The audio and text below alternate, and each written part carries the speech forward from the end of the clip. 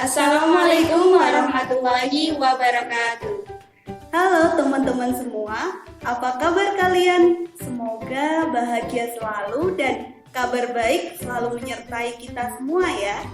Di sini saya Husnul Eka Putriani bersama teman saya Ainun Nuzaimah.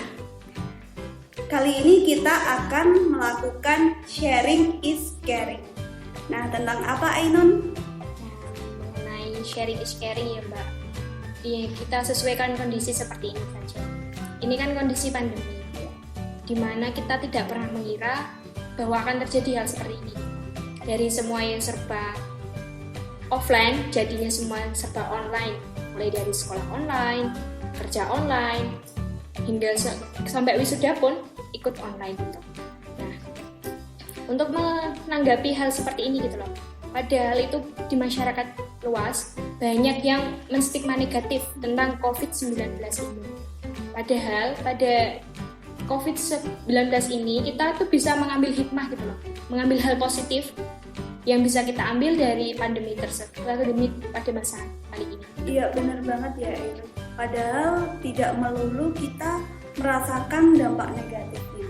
Kita juga bisa merasakan dampak positif dari masa pandemi ini. Contohnya, salah satunya adalah kita bisa melakukan aktivitas baru, aktivitas bermanfaat yang kadang tidak bisa kita rasakan di saat kita sibuk dengan aktivitas di luar. Oh iya, nah tadi kan Bang Sun menyebutkan itu kan bisa untuk intinya untuk memajukan diri gitu loh, berkembang gitu. Nah untuk hal tersebut kita kan harus menyesuaikan kondisi ya Mbak. Dengan kondisi pandemi seperti ini yang semuanya serba di rumah, semua serba harus jaga jarak gitu. Apa sih yang harus kita lakukan gitu untuk bisa meningkatkan produktivitas diri gitu? Mungkin Mbak Husnul punya tips atau punya cara gitu, apa sih gitu yang bisa dilakukan gitu ya kan teman-teman gitu. Iya, oke teman-teman, sebelumnya reaksi dari diri kita di saat masa pandemi ini mungkin kebanyakan dari kita mengalami terpukul, terus stres, was-was, takut juga saat keluar rumah, frustasi juga. Dan tenang, reaksi tersebut konon wajar dirasakan manusia di saat kondisi berubah, di saat adanya perubahan kondisi di lingkungan sekitar kita. Dan hal tersebut merupakan bentuk sinyal yang menjadikan diri kita bersiap menghadapi perubahan yang ada di depan mata. Lalu bagaimana sih agar kita tetap produktif, kita tetap aktif walaupun di rumah saja, kita tetap menghasilkan karya walaupun Di rumah saja. Nah, makanya kita perlu adanya adaptasi cerdas, mampu beradaptasi cerdas di masa pandemi ini. Oh ya, tadi kan Mbak Husnul menyebutkan adaptasi cerdas ya kan.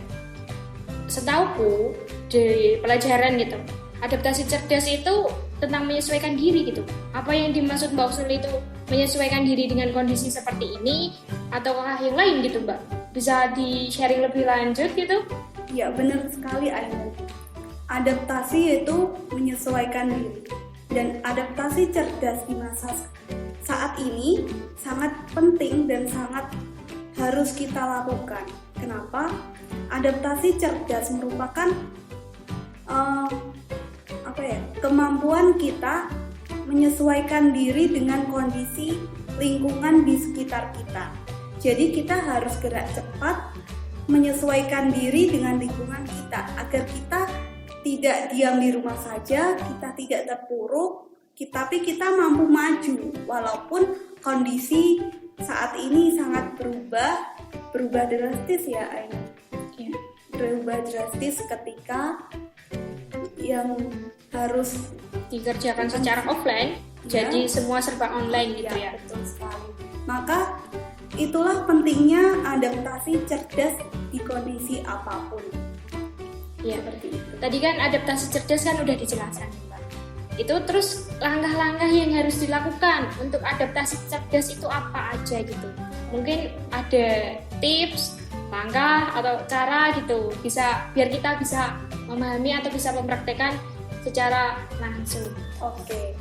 Nah, kita tadi kan saya katakan agar kita bisa berkembang, bisa maju di masa sekarang, kita tetap bisa produktif, yaitu dengan cara adaptasi cerdas.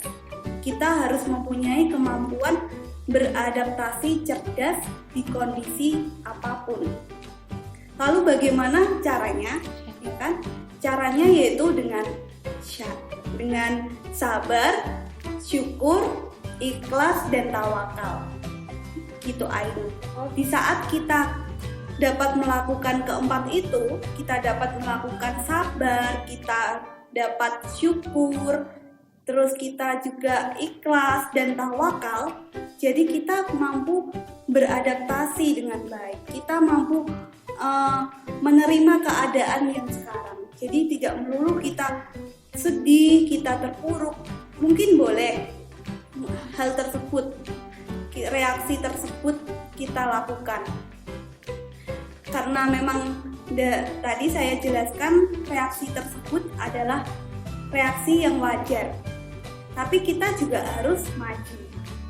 Nah, dengan adanya adaptasi cerdas, kita mampu tetap bisa produktif. Seperti itu. Nah, tadi kan disebutkan ada 4 langkah ya, Mbak, dalam adaptasi cerdas itu. Ada sabar, syukur, ikhlas, dan tawakal gitu. Dari keempat tersebut, berilah satu contoh gitu loh, Mbak, yang bisa kita ambil. Maksudnya kita bisa punya gambaran gitu. Untuk kita ingin memplanning yang lebih lanjut lah. Kan di masa seperti ini banyak planning, terus banyak kegiatan atau banyak rencana-rencana kita yang gagal gitu loh. Nah, tadi mungkin memang benar sekali banyak planning yang sudah kita rencanakan harus gagal. Kegiatan yang ingin kita lakukan gagal. Aktivitas kita tidak bisa kita lakukan seperti biasa, ya kan? Iya. Contohnya yaitu begini Ainul. Saya seorang yang sangat aktif di luar. Saya suka kegiatan-kegiatan di luar. Saya tidak jarang sekali di rumah karena memang saya orang organisasi yang memang semua yang sering melakukan kegiatan di luar. Lalu di saat pandemi memang semuanya benar-benar harus gagal seketika, harus diam di rumah saja. Nah, untuk beradaptasi di masa pandemi ini, saya melakukan hobi saya yang mungkin saat saya aktif di luar, saya sibuk dengan kegiatan di luar, tidak sempat saya tekuni atau tidak sempat saya lakukan dan tidak dapat saya fokus di situ karena mungkin sibuknya kegiatan di luar dan ditambah kuliah juga. Nah, saya tadi melakukan hobi saya yaitu menulis. Saya menciptakan aktivitas-aktivitas baru yang mungkin tidak dapat saya lakukan saat kegiatan atau saat kondisi normal. Saya menulis, saya fokus di menulis. Saya meneruskan tulisan saya karena sebelumnya saya punya proyek tulisan. Jadi saat pandemi ini saya dapat menyelesaikan tulisan saya. Itulah hikmah yang dapat kita dapatkan, dapat kita terima. Jadi kita tidak harus terpuruk di rumah, diam diri, cuma rebahan di rumah, tapi dapat kita lakukan aktivitas-aktivitas baru yang bermanfaat pastinya. Ya, tadi kan Mbak Husnul membicarakan tentang hikmah ya. Itu. Kalau hikmah dari pandemi ini yang saya rasakan itu malah kan dalam lingkup keluarga kan. Saya itu tipe orang yang aktif, jadi jarang di rumah sama kayak Mbak Husnul gitu. Jadi setiap aktivitas sehari-hari pasti dari pagi pulangnya malam gitu, karena punya beberapa kegiatan. Jadi saya kebanyakan itu kurang berinteraksi dengan anggota serumah gitu. Jadi ya mungkin dari efek pandemi ini kan, jadi saya lebih sering di rumah. Jadi sering-sering sama orang tua, sama kakak saya. Kalau enggak juga ya pasti bantu-bantu gitu. Jadi banyak sih yang bisa diambil gitu dari efek positifnya dari pandemi seperti ini gitu.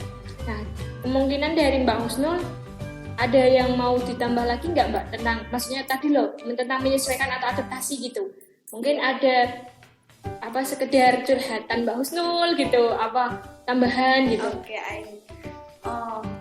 itulah tadi kenapa dapat kita simpulkan ya, kenapa kita harus mampu beradaptasi cerdas khususnya di kondisi pandemi ini.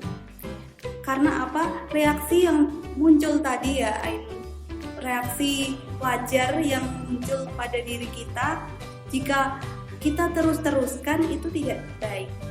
Dan parahnya lagi ya Ainun, saat ini berita, informasi di TV, internet mungkin mengabarkan banyak yang mengabarkan tentang corona, tentang virus COVID ini, dan itu bisa membuat kita psikosomatis. Apa sih itu psikosomatis? Nah, psikosomatis itu merupakan respon tubuh terhadap apa yang kita rasakan, apa yang kita pikirkan. Jadi tidak baik ya teman-teman kalau kita merasakan terus-terusan cemas, kita merasa tertekan. Nah, itu dapat terjadinya psikosomatis. Ya, makanya kita harus mampu dan gerak cepat menyesuaikan diri dengan kondisi lingkungan kita saat ini. Iya, tadi kan Mbak Husnul menjelaskan tentang psikosomatis ya.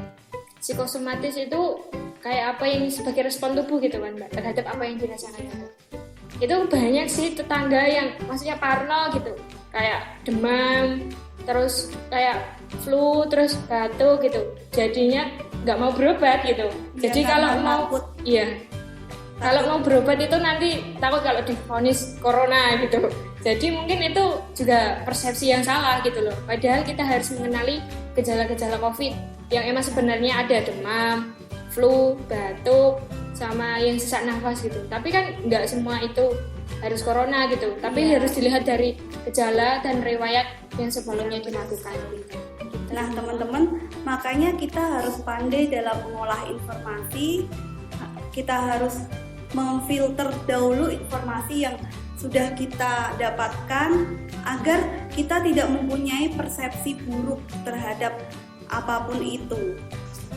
Nah teman-teman, jadi kita harus tetap semangat, kita harus tetap produktif, aktif dan kreatif walaupun di rumah saja ya. Jangan jadikan masa pandemi ini menghalangi langkah kita untuk meraih cita-cita. Di masa pandemi ini kita mampu berkarya. Jadi kita harus terus menggali potensi kita agar kita menjadi generasi yang mampu menginspirasi. Tetap semangat, bahagia selalu, dan sampai jumpa. Cukup sekian dari kami, semoga bermanfaat. Wassalamualaikum warahmatullahi wabarakatuh.